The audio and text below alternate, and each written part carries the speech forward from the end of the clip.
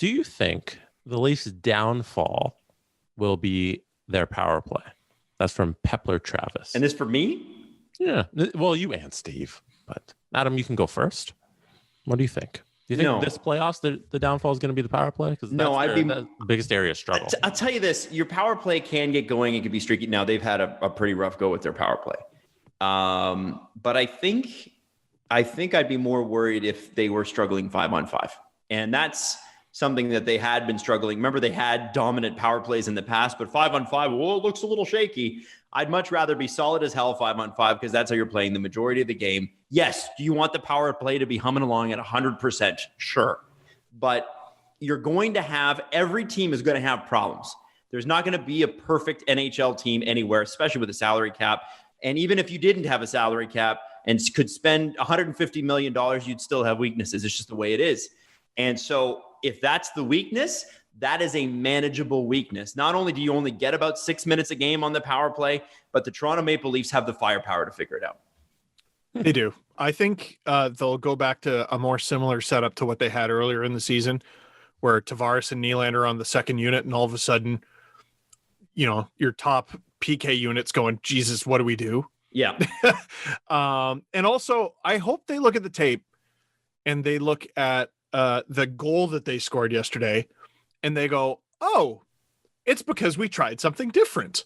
Because Wayne Simmons gets the puck in the corner, and every other player out of the 10 cycles that around the boards.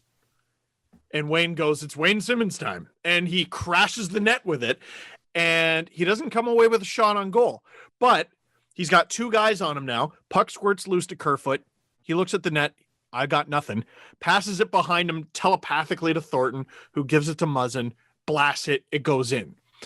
I don't know if it's the neatest play of all time, but a guy who didn't even get an assist decided, Leroy Jenkins, and I'm just going to do it. I'm just going to do something different.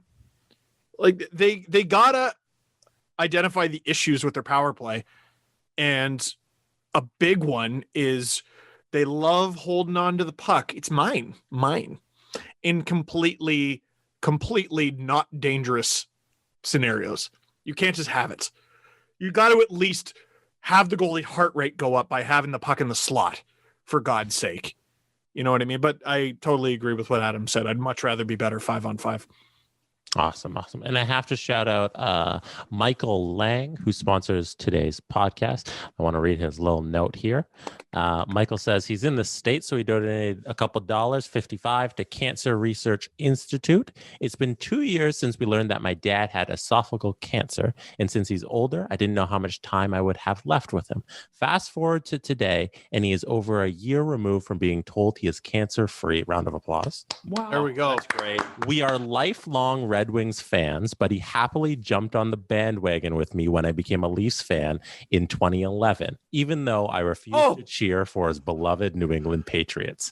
Thanks again, guys. Love the pod. That's from Michael. Ooh. What a fulfilling life.